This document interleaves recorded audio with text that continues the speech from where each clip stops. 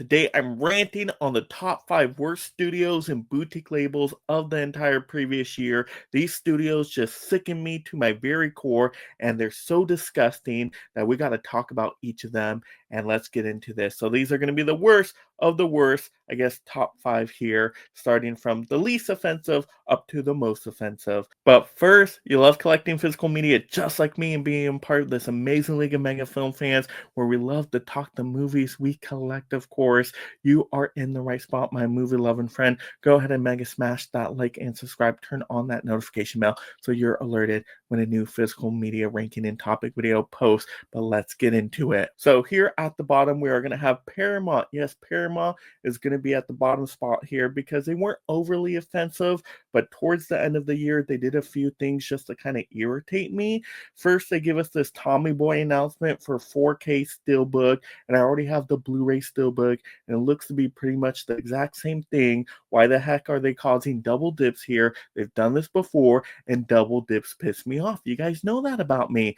Now, Paramount wasn't all bad in the year. They did give us Galaxy Quest towards the end of the year at a fair price. It was really cool with the slipcover and Steelbook. But besides that, they didn't do a whole ton to really win me over in the year. And then plus, they did not give Transformers 1 a freaking Blu-ray stateside. Yes, stateside, they did not give us a Blu-ray. You could only get the hefty price 4K option, and that could be a bad trend they're setting in the next year where basically distributors stop distributing Blu-rays. And I love Blu-rays. I think they're a great value format. I just want options for collectors out there. So that's why Paramount just barely made this disgusting list. Next up, we're going to have Lionsgate. Yeah, I know what you're saying. Lionsgate used to always make my top best studios and labels of the year list, but this year they got on the naughty list. They got on the bad side of me for several reasons. They just got too crazy with their prices. Yeah, way too crazy with the prices. Now, I know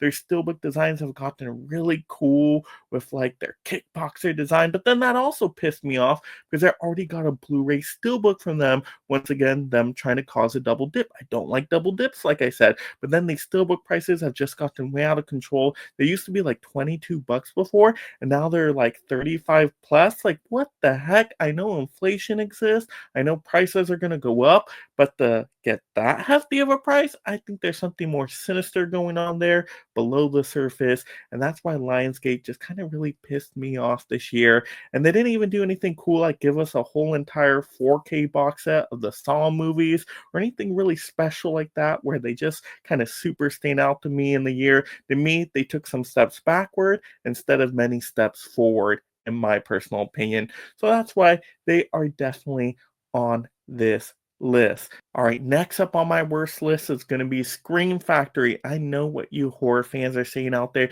You love everything Scream Factory. You just want to get all those Scream Factory discs and all the ooze and all the drizzle. No, I get it. I understand.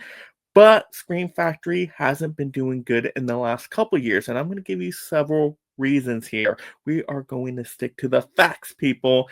And Scream Factory really has been coasting by the last couple of years, re-releasing a lot of titles they already have into their collection that were on Blu-ray just to the 4K upgrade. I get it. It's cool to re-release stuff, get stuff on a higher format to a certain extent, but when it's the majority of what you're doing there, then we gotta say a few things. Yeah, I know they've had a couple other like actual new releases, but not enough.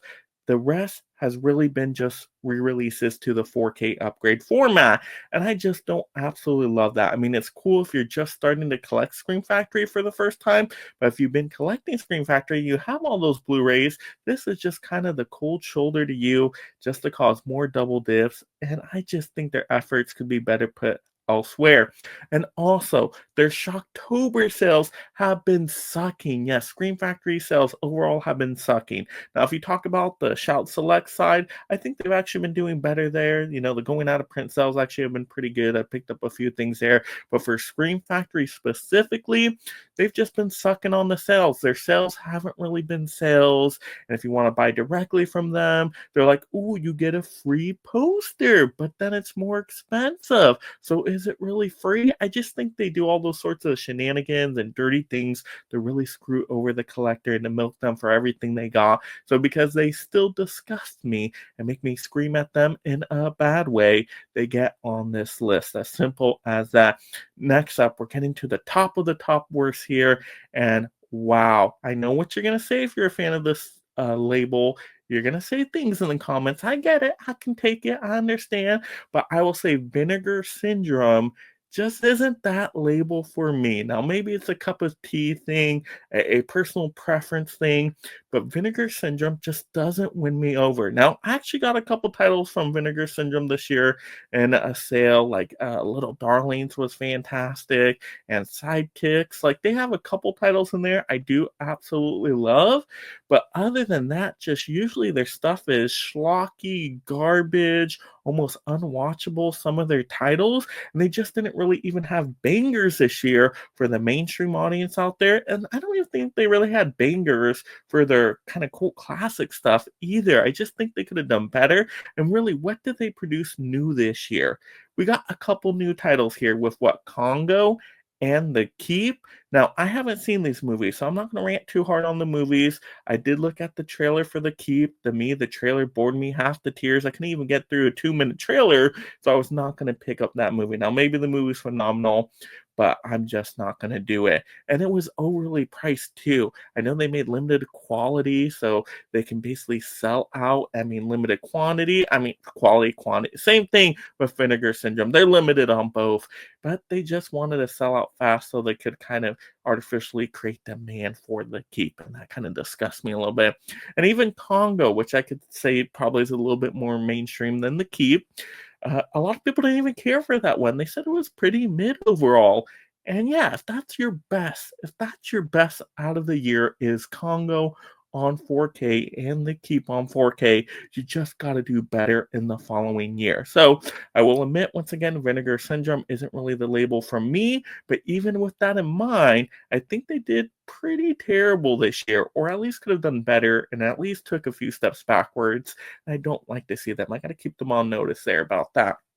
All right, and then number one, by far the number one worst studio or label of the entire year, and of course I'm sporting their stuff right here, is going to be Disney. Yes, Disney is always the easiest one to pick on, but for darn good reasons. Now, I know they did some cool stuff, like finally give us the James Cameron titles to 4K, but a lot of people did not like those 4K transfers.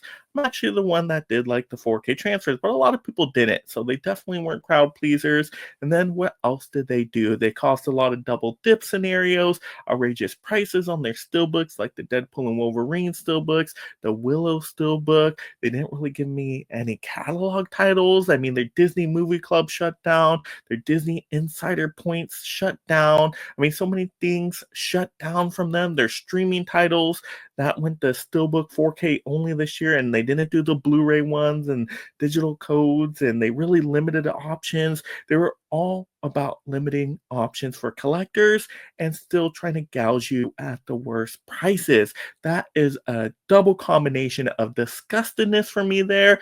Disney, you disgusted me this year. Yeah, I got some stuff from you.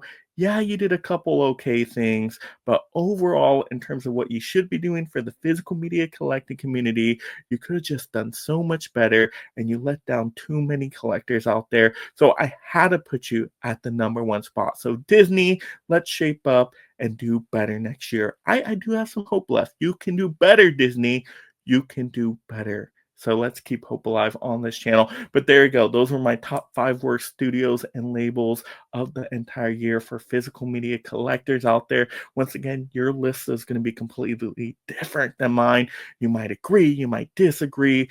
leave in the comments below in a friendly film fan manner what your worst studios and labels of the year were. Give us the why, give us the reasons. I kind of hear that down below. Let's respond to each other. Let's create film fan discussions so we can even get more of this information and entertainment out to more people so we can grow this channel in the new year. Even though we're ranting right now, it's not totally serious. It is just about having fun and doing what's best for the collecting community out there. So once again, go ahead and mega smash that like and subscribe. Turn on that notification bell. That way you're alerted when a new physical media and ranking video posts. And of course, you love this physical media topic, go ahead and check out the other ranking lists I've done for the year. Yes, done so many. Go watch them, marathon them, savor them all.